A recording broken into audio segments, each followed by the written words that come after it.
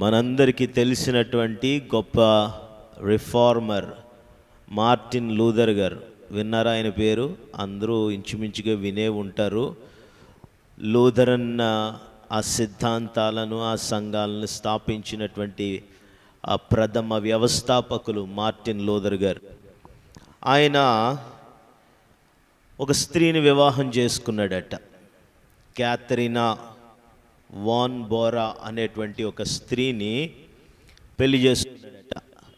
పెళ్లి చేసుకునేటప్పుడు ఆడపిల్లలందరూ కూడా పెళ్ళికి ముందు ఎలా కలలు కంటారో, ఒక మంచి ఇంట్లో ఉండి, ఒక అందమైన ఇంటిలో ఉండి చక్కని జీవితాన్ని జీవించాలి, నా భర్త నన్ను బాగా చూసుకోవాలి అని అందరూ ఒక మంచి భవిష్యత్తు కోసం ఎలా ఆశపడతారో ఆడపిల్లలంతా, అలాగే 25 సంవత్సరాల వయసు అప్పుడు మార్టిన్ లూథర్ గారిని వివాహం చేసుకున్నటువంటి క్యాథరీనా వాన్ బోరా ఏం చేసిందంటే, పెళ్లి రోజు వివాహం అయిన తర్వాత ఎన్నో ఆశలు పెట్టుకొని కలలు కంటూ మార్టిన్ లూథర్ గారితో పాటు మరి ఇంటికి వెళ్ళాలి కదా, ఆయనతో పాటు ఇంటికి బయలుదేరి వెళ్ళిందట. దేవునికి స్తోత్రం, హల్లెలూయా, హల్లెలూయా. సరే, ఆయన చేయి పట్టుకొని ఇంటికి తీసుకొని వెళ్ళి మార్టిన్ లూథర్ గారు వీధి చివరన ఒక చీకటి కొట్టు లాంటి ప్రాంతం ఉంటే ఆ రోజు ఆ ఇంటికి తీసుకెళ్ళి, నిన్ను మంచి ఇంట్లో ఉంచాలనే ఆశ నాకుంది, కానీ ప్రస్తుతానికైతే ఇది దేవుడిచ్చిన ఇల్లు, మనం ఇక్కడే ఉండాలి అన్నాడట. హల్లెలూయా, హల్లెలూయా. దేవుడిచ్చిన ఇల్లు అయితే ఖచ్చితంగా స్వర్గంలాగే ఉంటుందండి, మీరు ఎక్కడ ఉంచినా సరే నేను ఉండటానికి సిద్ధమే అని వెళ్ళిందంట.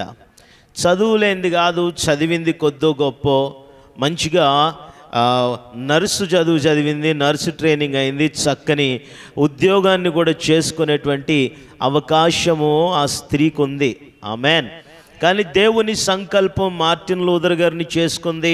ఆ చీకటి కొట్టి ఇంటిలోనికి తీసుకువెళ్ళిన తర్వాత లోపలికి వెళ్ళాక చక్కగా ఇల్లుండి, మంచం ఉండి, టేబుల్ ఉండి, ఇంకా సామాన్లన్నీ ఉండి, మంచి వాక్యోపదేశకుడు కదా, సమాజంలో రిఫార్మర్గా చక్కని పేరు వచ్చింది కదా, ఇల్లు బాగుంటుందేమో అని ఆశపడిన ఆమెకి ఇంటికి వెళ్ళేసరికట ఆ చీకటి కొట్టులో మొదట పందులు ఎదురయ్యాయట.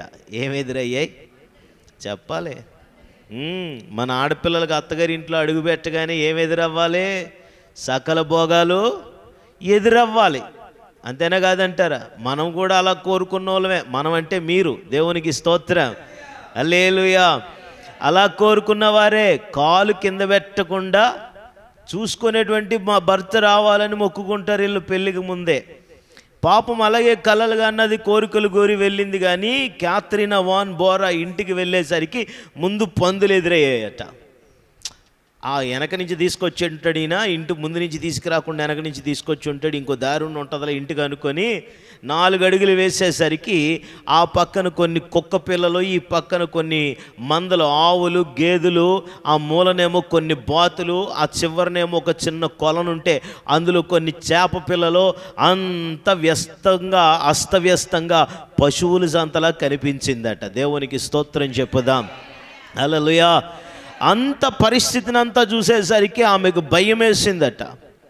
జీవితం ఎంతో అందంగా ఉండాలని ఆశపడ్డాను కదా, ఇలా అయిపోయిందేంటి అనేటువంటి వేదన, బాధ కలిగిందట. కానీ ఆ పరిస్థితిని అంతటిని చూసి వెంటనే మరలా ధైర్యం తెచ్చుకొని తన ముఖములో కలవరమైన, బాధ అయినా కనిపించకుండా వెంటనే మార్టిన్ లూథర్ గారితో క్యాథరీనా వాన్ బోరా అన్నదట. ఏమన్నదంటే, ఇది నిజంగా దేవుడిచ్చిన ఇల్లు అయితే స్వర్గంగా మారిపోతుంది అన్నదట. దేవునికి స్తోత్రం చెప్పండి.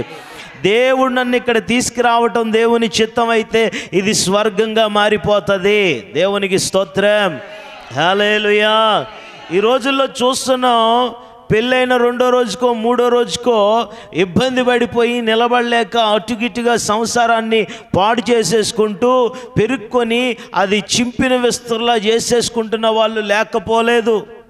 దేవునికి మహిమ కలుగునుగాక. ఈ రోజుల్లో పరిస్థితులు ఎలా ఉన్నాయంటే, ఆడపిల్ల వివాహం చేసుకొని వెళ్ళే ఆడపిల్లకైనా స్త్రీకైనా పరిస్థితి ఎలా ఉందంటే, అంత అనుకూలంగా లేకపోతే మొదట కన్నీళ్ళు వచ్చేస్తున్నాయట. ఏమొచ్చేస్తున్నాయి? ఏడుపు.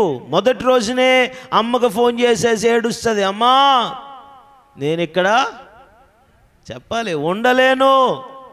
ఆమేన్, హల్లెలూయా. మీలో ఆడవాళ్ళు స్త్రీలు కొంతమంది ఇప్పుడు కూడా మీ భర్తలను తిట్టుకుంటారు, ఈయన చేసుకున్నాకే జీవితం ఇలాగైపోయింది, మీరేదో ఘనకార్యం చేసినట్టుగా, నేను కాబట్టి ఈడితో ఏగుతున్నా, ఇంకొకరైతే ఈడితో ఏగలేరండి. కానీ Catherine von Bora Martin Luther గారి భార్య ఆ మాట అనలేదట. తెల్లారే లేచి మొట్టమొదటిగా పలకరించడానికి అత్తగారు లేరు, మామగారు లేరు, ఎవరూ లేరు. మొట్టమొదటిగా ఉదయాన్నే లెగ్గానే పందుల్ని పరిచయం చేసుకుందట, పందుల్ని మచ్చిక చేసుకుందట. హల్లెలూయా, హల్లెలూయా. ఆ పందుల మధ్యలో తిరగటం మొదలుపెట్టిందట. మరుసటి రోజు అక్కడ ఉన్నటువంటి ఆవులు, గేదెలను, జంతువులను, ఆ బాతులను మచ్చిక చేసుకుందట. ఆ మరుసటి రోజు ఆమె ఏం చేసిందంటే ఆ కొలనులో ఆ చిన్న పాండుని నీట్గా శుభ్రం చేసి నీళ్లు మార్చి అందులో చేపలన్నీ కూడా ఫ్రెష్ వాటర్లో తిరిగేటట్టుగా ఆ కొలను క్లీన్ చేసిందట. దేవునికి స్తోత్రం చెప్పండి.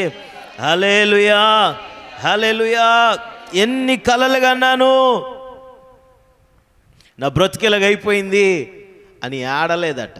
కట్టనం తెచ్చినా, సారి తెచ్చినా, తేకపోయినా కంటి మీద మాత్రం కడవ బిందె ఒకటి పెట్టుకొని, కొండ ఒకటి పెట్టుకొని వస్తారు అత్తగారింటికి. ఏమన్నా అంటే అయిపోయి ట్యాప్ ఇప్పినట్టే బొల్లని గారిపోతాయి నీళ్ళు, కన్నీరు వచ్చేస్తాయి. దేవునికి స్తోత్రం చెప్పండి. హల్లెలూయా. స్త్రీకి కన్నీరు కార్చే లక్షణం ఉండకూడదు, కృషి చేసే లక్షణం ఉండాలి. గట్టిగా స్తోత్రం చెప్పండి. ఏం చేయాలి? కృషి చేయాలి, ఒక ప్రయత్నం చెయ్యాలి. బాగోలేని దాన్ని బాగు చేసుకోవటానికి ఒక ప్రయత్నం చెయ్యాలి. దేవునికి స్తోత్రం. సరిలేని దానిని సరిదిద్దడానికి, దీన స్థితిని సంపన్న స్థితిగా మార్చుకోవటానికి కృషి చేసే తత్వం స్త్రీలో ఉండాలే తప్ప చిన్నదానికి పెద్దదానికి ఏడ్చేటువంటి ఏడుపు ముఖం ఉండకూడదు. పందుల్ని మచ్చిక చేసుకుందట, ఆవుల్ని గేదెల్ని మచ్చిక చేసుకుందట, ఆ చేపల్ని మచ్చిక చేసుకుందట. దేవునికి స్తోత్రం చెప్పండి. హల్లెలూయా, హల్లెలూయా. ప్రభు కూడా అదే వాగ్దానం చేశాడు. మొదట నీ స్థితి కొంచెముగా ఉన్నా తుదకు మహాభివృద్ధిని కలిగిస్తాడు. నువ్వు కృషి చేస్తే నీ కష్టాన్ని, నీ ప్రయాసను దేవుడు ఆశీర్వదిస్తాడు. ఆమేన్ చెప్పండి. హల్లెలూయా. అందుకనే బైబిల్ గ్రంథంలో సామెతల గ్రంథం 12వ అధ్యాయము 4వ వచనంలో రాయబడిన మాటను మనం గమనించినట్లయితే, బైబిల్ గ్రంథంలో సామెతల గ్రంథము 12వ అధ్యాయము 4వ వచనంలో రాయబడిన మాట చదువుదాం. చూడండి ఒకసారి, చదవండి త్వరగా. తీలేదా? ఇంట్లో బైబిల్ చదవటం మానేసినట్టున్నారు, ముసలోళ్ళు అయిపోయారు కదా. సామెతల గ్రంథం 12వ అధ్యాయం 4వ వచనంలో, కన్నీరు కార్చే ఆడది కాదు, కృషి చేసేటువంటి స్త్రీ యోగ్యురాలుగా ఎంచబడుతుంది. She will be called worthy, యోగ్యురాలుగా ఎంచబడుతుంది. అట్టి యోగ్యురాలు తన పెనిమిటికి కిరీటముగా ఉంటుంది. దేవునికి స్తోత్రం చెప్పండి. హల్లెలూయా. కాలు కింద పెట్టకుండా చూసుకునే మొగుడు వస్తాడంటే ఇలా కష్టాలు పాలు చేసేవాడు వచ్చాడేంటి అని సనుక్కునే స్థితి కాదట. ఆమెన్ చెప్పండి. అలా సనుక్కునే స్త్రీ కాదట. ఆమెన్. కృషి చేయగలిగిన స్త్రీ వలనే ఆ ఇల్లు ఆశీర్వదించబడుతుంది. అన్నిటినీ ఓర్చి సహించి చక్కదిద్దుకోవటానికి తాపత్రయపడే స్త్రీ వలనే ఒక ఇల్లు ఆశీర్వదింపబడుతుంది. అలా కృషి చేసేటువంటి ప్రతి స్త్రీ కూడా దేవుని యొక్క కృపను బట్టి తన పెనిమిటికి కిరీటంగా ఉంటుంది. ఎలా ఉంటుంది? అలా కృషి చేయకుండా చిన్నదానికి పెద్దదానికి ఏడ్చి శోకాలు తీసి రాగాలు తీసి, హల్లెలూయా, హల్లెలూయా, చిన్నదానికి పెద్దదానికి ముఖమెత్తి పెట్టుకునే స్త్రీ ఎలా ఉంటుంది? కిరీటంగా ఉండదు, సంకటంగా మారిపోద్ది, ముళ్ళకంపలా తయారైపోద్ది. ఆమెన్. ముళ్ళకంపెల్లి ఎవరి మీద పడ్డా చెప్పాలి, అది బాగానే ఉంటుంది, అవతలలో జీవితం నాశనం అయిపోద్ది. కానీ ఈ మార్టిన్ లూథర్ గారి భార్య అన్నిటినీ మచ్చిక చేసుకున్న తర్వాత దేవుడు ఆమె మనస్సుకు ఒక ఆలోచన ప్రేరేపణ ఇచ్చాడట. దేవునికి స్తోత్రం చెప్పండి. ఇన్ని ఆవులు గేదెలు ఉన్నాయి కదా, పాల వ్యాపారం చేయటం ప్రారంభిస్తే తప్పేంటి అని చెప్పి ఆ పాలు పితికి పాలు అమ్మటం ప్రారంభించింది. మిల్క్ బిజినెస్ స్టార్ట్ చేసింది. దేవునికి స్తోత్రం చెప్పండి. హల్లెలూయా, హల్లెలూయా. ఆ కొలనులో ఉన్న చేపలు వృద్ధి చెందుతూ ఉంటే, పెరుగుతూ ఉంటే, ఆ చేపలను ఆ ఊరిలో వాళ్ళకి అమ్మి చేపల వ్యాపారం చేయటం మొదలుపెట్టింది. దేవునికి స్తోత్రం. విదేశాలలో ఉన్నవారు ఆ పోర్క్ మీట్ తింటారు కాబట్టి అది కూడా వ్యాపారం చేయటం మొదలుపెట్టింది. నెమ్మదిగా తన చేతులారా కృషి చేసి వ్యాపారాన్ని చేసి ఆ వచ్చిన డబ్బుతో ఏ సామానము లేనటువంటి ఇల్లుని, ఎవ్వరూ లేనటువంటి ఒక చీకటి కొట్టు లాంటి ఇల్లుని వెలిగించింది. నిజంగా స్వర్గంగా మార్చేసింది. దేవునికి స్తోత్రం చెప్పండి. దేవునికి స్తోత్రం చెప్పండి. ఈ రాత్రి మాటలు ఎందుకు చెప్తున్నానంటే, నీ దగ్గర ఉన్న కొంచెముతోనే నువ్వు కృషి చేయగలిగితే నీ వలన నిన్నును నీ ఇంటిని దేవుడు ఆశీర్వదించేవాడై ఉన్నాడు. స్తోత్రం చెప్పుదాం. హల్లెలూయా. 6 పిల్లలట. ఎంతమంది పిల్లలు? 6 పిల్లలు. ఇంకో 4 దత్తత తీసుకున్నారట, సరిపోరు అన్నట్టు. మొత్తం ఎంతమంది? 10 మంది. తినడానికి మెతుకులేని ఇంటిలో అడుగుపెట్టి ఆ ఇంటిని స్వర్గంగా, దేవునికి స్తోత్రం, పరలోక ఆనందమంతా ఇంటిలో ఉండేటట్టుగా తన కృషితో తాను చేయగలిగినదేదో ఆమె చేసింది. దేవునికి మహిమ కలుగునుగాక. హల్లెలూయా. పెళ్లి చూపుల్లో వీళ్ళిద్దరు ఏమన్నా మాట్లాడుకుంటారేమో, ఆ పక్కకు పంపించండి మాట్లాడుకొని వస్తారంటే మొదటి మాట ఈవిడ అడుగుతుంది, ఏమని, కాలు కింద పెట్టకుండా చూసుకుంటావా? ఏటట? ఏమంటే కళ్ళు కనబడని వాళ్ళే కాలు కింద పెట్టడానికి భయపడతారు. అంతేనా కాదంటారా? కళ్ళు కనబడ్డాయి అనుకోండి, శుభ్రంగా చూసుకొని వాళ్ళ కాళ్ళు వాళ్ళే కింద పెట్టుకుంటారు. కళ్ళు కనబడవు, నెత్తికెక్కేస్తాయి ముందే. ఆమెన్. ఇక ఆయన ఎత్తుకెక్కేసిన దగ్గర నుంచి ఏది ఓర్చుకోవటం ఉండదు, ఏది సహించుకోవటం ఉండదు, ఏది సరిదిద్దుకోవటం ఉండదు, ఏది బాగు చేసుకోవటం ఉండదు. బైబిల్ గ్రంథంలో సామెతల గ్రంథము 14వ అధ్యాయము 1వ వచనంలో భక్తుడు రాసిన మాటను మనము గమనిస్తే, సామెతల గ్రంథం 14వ అధ్యాయం 1వ వచనంలో, జ్ఞానవంతురాలైన స్త్రీ ఏం చేసుకుంటుందట? జ్ఞానవంతురాలైన స్త్రీ ఏం చేస్తుంది? తన ఇల్లును కట్టుకుంటుంది. 3 రాలు బుద్ధి లేనిదైతే తన చేతులతో చేతులారా ఇంటిని ఓడబెరుక్కుంటుంది, లాగేస్తుంది, పెంకు పీకి పాడేస్తుంది. స్తోత్రం చెప్పండి. హల్లెలూయా, హల్లెలూయా, హల్లెలూయా. కృషి కలిగిన వారు చిన్నదానికి పెద్దదానికి ఏడ్చి గోల చేసేవాళ్ళు కాదు. దేవుడిచ్చిన స్థితిలో దేవుడు నన్ను ఇందులోనికి ఎంటర్ చేశాడు, ప్రవేశింపజేశాడు కాబట్టి నేను ఈ స్థితిలోనే నిలబడతాను అని ఆ స్థితిలో కృషి చేయగలిగిన తత్వం నీకు రావాలి. Amen, amen. స్త్రీ తన ఇంటిలో పరిస్థితి కొంచెముగా ఉన్నా కానీ అది మహాభివృద్ధి చెందే వరకు స్త్రీ కృషి చేయాలి. అంటే మగోడు ఇష్టానుసారంగా విచ్చలవిడిగా తిరగమని కాదు దాని అర్థం. వాళ్ళకుండే గ్లాస్ వాళ్ళకు ఉంటుంది సపరేట్గా. హల్లెలూయా, హల్లెలూయా. కొంచెమును మహాభివృద్ధి చేసే స్థితిలో ఉండాలి. జ్ఞానం కలిగి ఇల్లు కట్టుకోగలిగిన స్థితిలో ఉండాలి. దేవునికి స్తోత్రం చెప్పుదాం. ఎప్పుడైతే మార్టిన్ లూథర్ గారి భార్య క్యాథరిన్ వాన్ బోరా ఆ వ్యాపారం చేయటం, తనకున్న చేతితో ఆ పనిని చేయటం ప్రారంభించిందో, ఆ ఊర్లో ఉన్న వాళ్ళందరూ వచ్చి చెప్పేవారట ఆయనకి. ఏమనంటే, అయ్యా మీ భార్య వచ్చిన తర్వాతే మన ఊర్లో ఇంత నాణ్యమైన పాలు దొరుకుతున్నాయి, ఇంతకుముందు అసలు ఇంత నాణ్యమైన క్వాలిటీ పాలు ఎక్కడ ఎవడో అమ్మలేదండి అని చెప్పేవారట. స్తోత్రం. ఏం తెచ్చుకుంది? మంచి పేరు తెచ్చుకుందా, చెడ్డ పేరు తెచ్చుకుందా?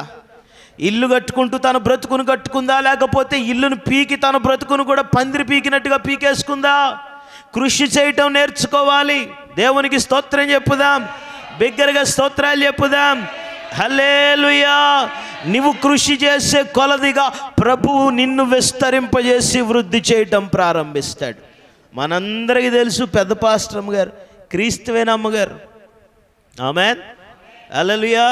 మా నాన్నగారు పెద్ద పాస్టర్ గారి సేవకు వచ్చిన కొత్తలో అప్పుడు ఎప్పుడు 26 సంవత్సరాల క్రితం.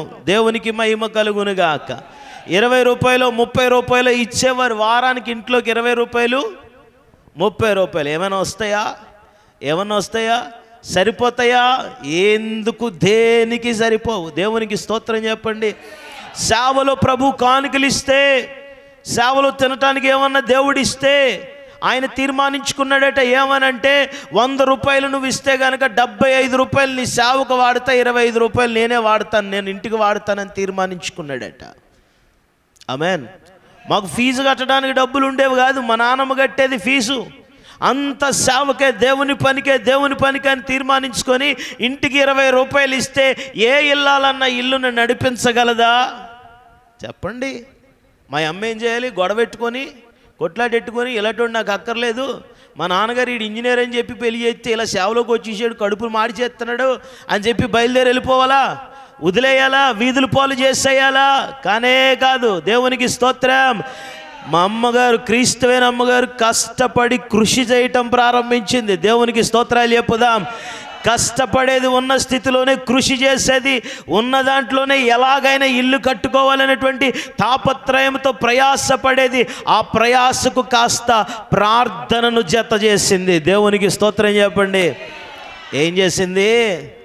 అందరూ మాంసం కూర తెచ్చుకొని తింటుంటే నా పిల్లలు మాంసం తినలేదన్న బాధతో ఉండిపోతారేమో అని చెప్పి, హల్లెలూయా హల్లెలూయా, ఆ రోజుల్లో 2 రూపాయలు 3 రూపాయలు, తర్వాత 4 రూపాయలు 5 రూపాయలు ఇచ్చి మాంసం కొట్టి దగ్గర నుంచి బోన్స్ రప్పించి బోన్స్ సూప్ చేసి పెట్టేది.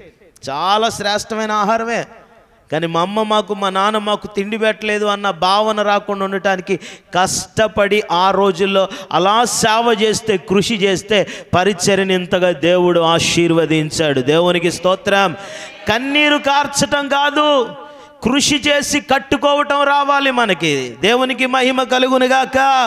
బైబిల్ గ్రంథంలో ఎస్తేరు యొక్క జీవితాన్ని మనం గమనించినట్లయితే, ఎస్తేరు మొదట తల్లిదండ్రులు లేని అనాథగా బ్రతుకుతూ పినతండ్రి దగ్గర బ్రతికేది ఎస్తేరు.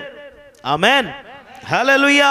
ఎలాగయ్యిందో, ఎలా జరిగిందో, కొంతమంది వచ్చారు ఎస్తేరును తీసుకొని రాజుగారు ఏర్పాటు చేసినటువంటి స్వయంవరానికి తీసుకెళ్లారు. అక్కడ ఎస్తేరు రాణిగా సెలెక్ట్ చేయబడ్డది. రాజుగారు అంతఃపురంలోనికి వెళ్ళిపోయింది. దేవునికి స్తోత్రం.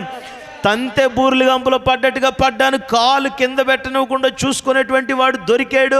ఈ అంతఃపురంలో నా జీవితం చాలా అద్భుతంగా ఉంటుంది అని చెప్పి ఎస్తేరు అనుకుంటూ ఉండగా, మొర్దెకాయ్ గుమ్మముల దగ్గర కూర్చున్న మొర్దెకాయ్ ఎస్తేరు దగ్గరకు ఒక వర్తమానాన్ని పంపించాడు. ఏమనంటే, మీ రాజుగారికి సన్నిహితంగా ఉండే హామాన్ అనేవాడు మొత్తం మన జనాంగాన్ని అందరినీ చంపేద్దామని చూస్తున్నాడు. ఏం చేస్తున్నాడట? వెంటనే తయారైపోయి చెప్పులు వేసుకొని, హల్లెలూయా, రాజుగారి దగ్గరికి బయలుదేరి వెళ్ళిపోయి, మా వాళ్ళంటే నీకు అంత లోకువా, మా వాళ్ళని ఎలాగంటావా, మా వాళ్ళని అలాగంటావా అని కొట్లాటికి వెళ్ళిపోయిందా? చెప్పాలి, వెళ్ళిపోయిందా? దేవునికి స్తోత్రం. లేకపోతే పరుగున మొర్దెకాయ్ దగ్గరికి వెళ్ళిపోయి, ఎస్తేరు మొర్దెకాయ్ దగ్గరికి వెళ్ళి, దేవుడు నాకు అన్యాయం చేశాడు, దేవుడు నాకు ద్రోహం చేశాడు, నేను ఇంతకాలం బ్రతకటమే, తల్లిదండ్రులు లేని పిల్లగా అనాథగా నేను బ్రతికితే పెళ్ళయ్యాకైనా బ్రతుకు బాగుంటుందని అనుకుంటే ఇదిగో ఇంత కీడు దేవుడు నాకు తలపెట్టాడు, ఇక్కడ కూడా బ్రతకటానికి వీలు లేని పరిస్థితి నాకు వచ్చింది, నా దేవుడు నాకు అన్యాయం చేశాడు అని ఎస్తేరు ఏడవటం మొదలుపెట్టిందా? కన్నీరు కార్చిందా? ప్రలాపించిందా? ఏడ్చిందా? దేవునికి స్తోత్రం చెప్పండి. తన ఇంటినైనా, తన రాజ్యాన్నైనా, తన జనాంగమునైనా ఓడబెరుక్కోకుండా జ్ఞానం చేత ఎలాగైనా ఈ రాజ్యాన్ని కట్టాలి, జనాంగాన్ని కట్టాలి, నా ఇంటిని కట్టుకోవాలి అనే తాపత్రయము, కృషి ఎస్తేరులో కనబడతా ఉంది. బిగ్గరగా స్తోత్రం చెప్పుదాం. మొర్దెకాయ్ కబురు పంపించింది, మీరందరూ నా కోసం ప్రార్థన చేయండి. ఆమేన్. నాకు ఒక ప్లాన్ ఉంది, ఆ ప్లాన్ ప్రకారం నేను కృషి చేసి నేను కష్టపడతాను, అన్యాయము జరగకుండా నా ప్రభువే సమస్తమును బాగు చేస్తాడు అని మొర్దెకాయికి కబురు పంపించింది. ఎస్తేరు గ్రంథంలో తీయండి బైబిల్ గ్రంథాలు. ఎస్తేరు గ్రంథం 5వ అధ్యాయము 7వ వచనం 8వ వచనంలో రాయబడిన చక్కని మాటలను చదువుదాం చూడండి.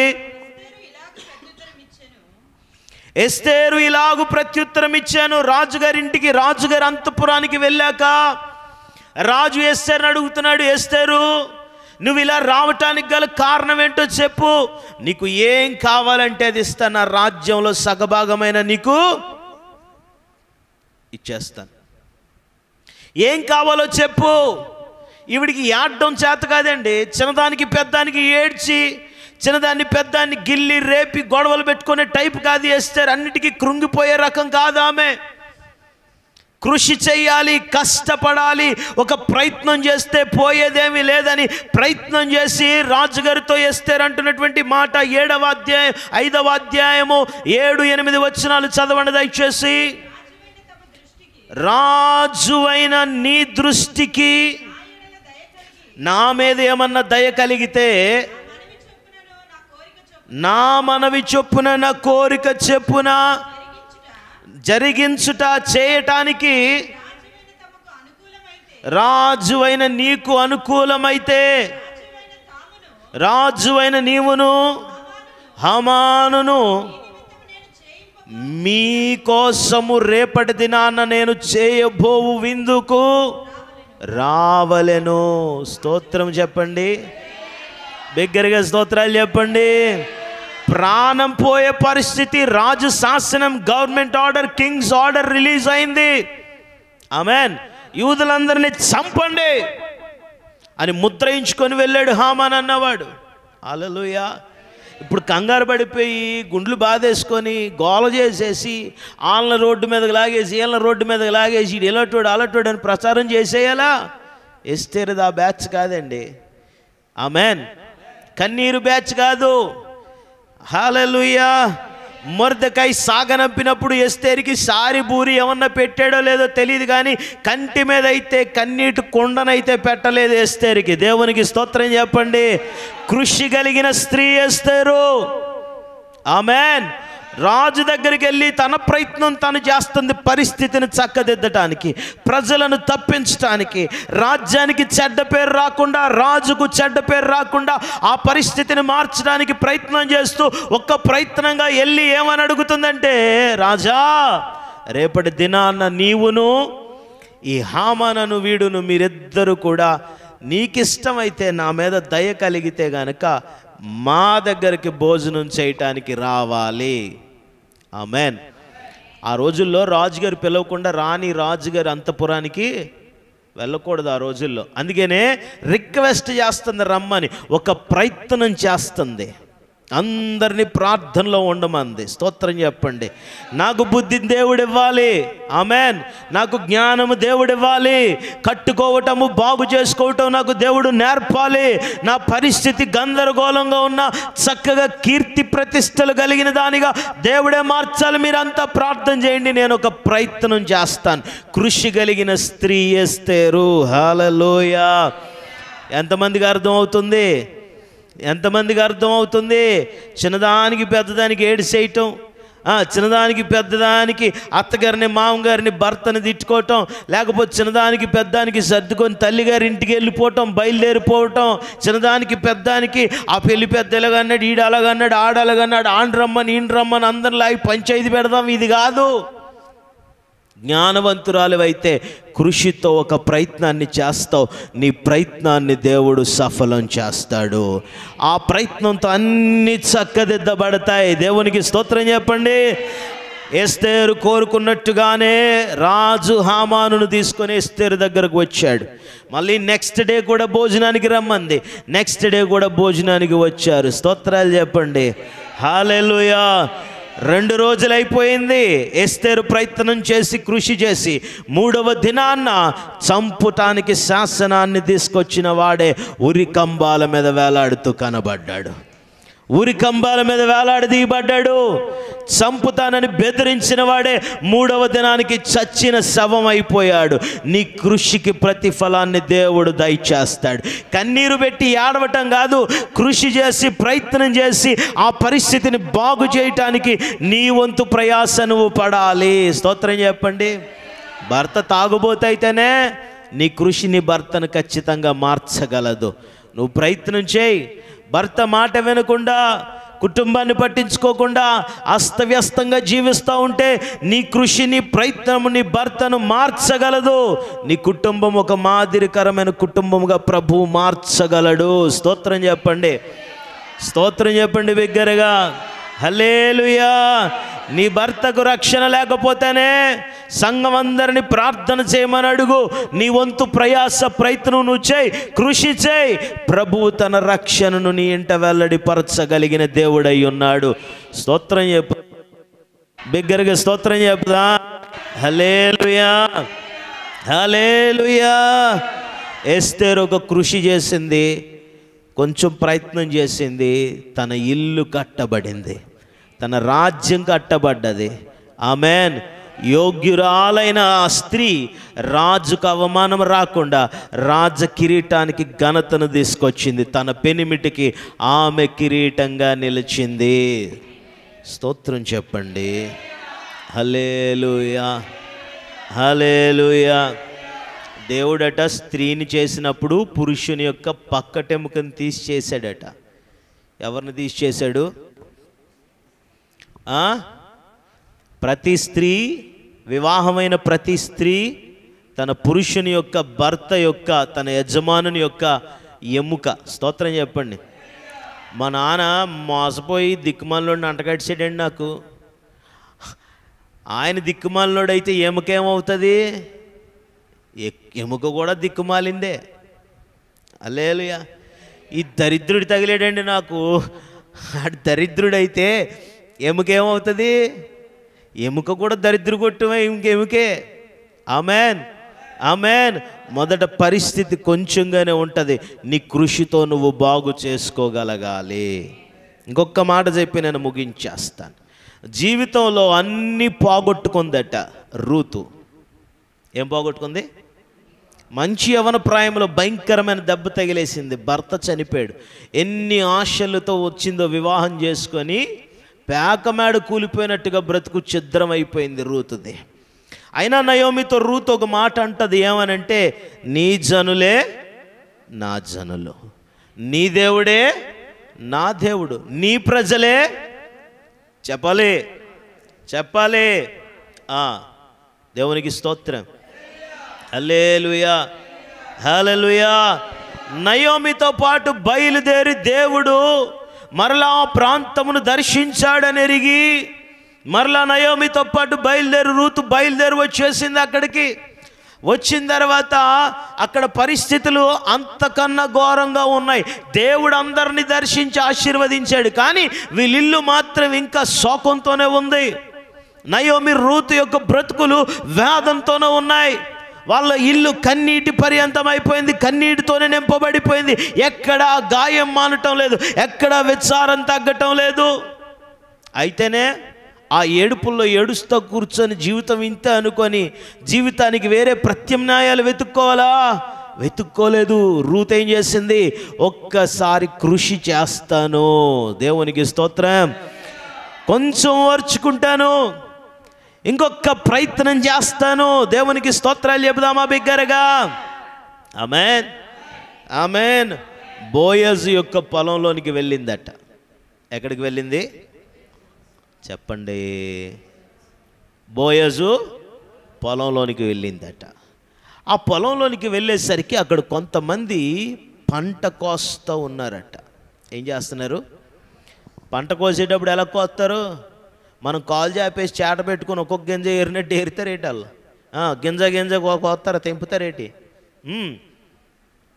పిడికిడి ఎంత వస్తే అంత పట్టుకొని మంచిగా కొడవలతో కోసేస్తారు దాన్ని. అంతేనా కాదంటారా? ఏమో నాకు తెలిసి అంతే. మరి ఇంకో పద్ధతి ఏమైనా ఉంటే ఉండొచ్చు, కానీ మీరైతే తెలివైన వాళ్ళు కదా. 4 రోజులు పని ఎక్కువ ఉండాలని గింజ కోస్తారు మీరైతే. రూతు వెళ్ళేసరికి పంట కోస్తున్నారట అందరూని. ఆమేన్. కానీ అక్కడ రూతు పొజిషన్ ఏంటో తెలుసా? రూతు గ్రంథం 2వ అధ్యాయము చూడండి. ఆ మాట రూతు గ్రంథం 2వ అధ్యాయము 17-18 వచనాలు చదవండి ఒకసారి దయచేసి. రూతు గ్రంథం 2వ అధ్యాయం 17-18 వచనాలు. కాబట్టి ఆమె అస్తమయము వరకు ఆ చేనులో, వినండి ఆ మాట జాగ్రత్తగా, ఆ చేనులో కొయ్యట్లేదట. కోసేటప్పుడు ఏవైనా గింజలు రాలిపోతే కిందన వాటిని ఏరుకుంటుందట. అస్తమయమైపోయే వరకు, ఎప్పటి వరకు? సాయంకాలం అయ్యే వరకు కూడా, చీకటి పడేంత వరకు కోసుకునే భాగ్యం లేదు. పిడికెడు కోసుకునేంత భాగ్యం లేదు. కాకపోతే కిందన పడ్డ గింజలు ఏరుకునే ఆ భాగ్యం అయితే దేవుడిచ్చాడు కదా.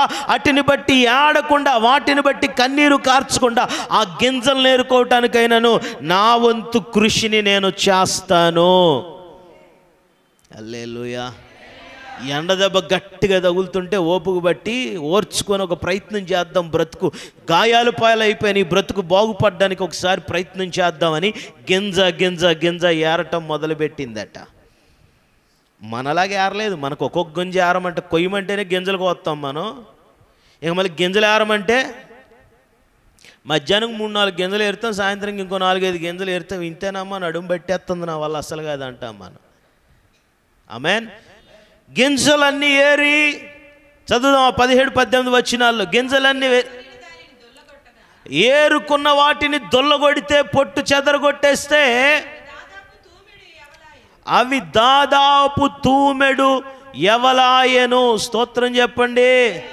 తూమెడు ఎవలు అనగా అది పిండి చేస్తే గనక 100 కప్పులు, టీ కప్పులు అంత పిండి వస్తుందంట. ఇంచుమించుగా 1 కేజీ కన్నా ఎక్కువే, 2-3 కేజీలు అనుకుందాం పోని, అంతకన్నా ఎక్కువే ఉంటుంది. స్తోత్రం చెప్పండి. ఎంత ప్రయత్నం చూసారు. అది గింజ ఏరుకునే భాగ్యమే దక్కింది. మెతుకు దొరుకుతుంది రూతుకి. ఆమేన్. హల్లెలూయా. తూమెడు ఎవలయ్యే అంత ఏరేసేదట. సాయంకాలం అయ్యేసరికి 100 కప్పులు పిండి అయ్యే అంత ఏరేసేదట. దేవునికి స్తోత్రం. మొదట రూతు స్థితి కొంచెముగా ఉంది. ఏరుతుంది, గింజ ఏరుతుంది, కానీ కన్నీరు కార్చకుండా కృషితో ఏరుతుంది. ఎలాగైనా కట్టుకోవాలనే ప్రయత్నం రూతు చేస్తూ ఉంది. ఆ కొంచెము ఏరుకుంటున్నటువంటి ఆ స్థితిని దేవుడు చూశాడు. సాయంకాలం అయ్యేసరికి సంతోషాన్ని దేవుడు దయచేసేవాడట. స్తోత్రం చెప్పండి. నువ్వు కృషి చేస్తే ఈరోజు ఏడుపు కలిగిన రేపు మరలా దేవుడు నీకు నవ్వు కలిగించబోతా ఉన్నాడు. ఆమేన్. ఇప్పుడు గింజలు ఏరుకుంటుందట. మళ్ళీ చెప్తున్నా, కోత కొయ్యట్లే, పిడిగడు పట్టి కోసేయట్లేదు. గింజ ఏరుతుందట. మెతుకు ఏరుకుంటుందట. కానీ ఏ స్థితికి దేవుడు ఆశీర్వదించాడో తెలుసా? ఆ కొంచెం కృషిని, ఆ కొంచెము ప్రయత్నమును ప్రభు ఏ స్థితిగా ఆశీర్వదించాడో తెలుసా? ఆ ఒక్క మాట చదివి ముగించుకుందాం. చూడండి, రూతు గ్రంథము 4వ అధ్యాయము 11వ వచనము. రూతు గ్రంథం 4వ అధ్యాయము 11వ వచనం చదవాలి త్వరగా.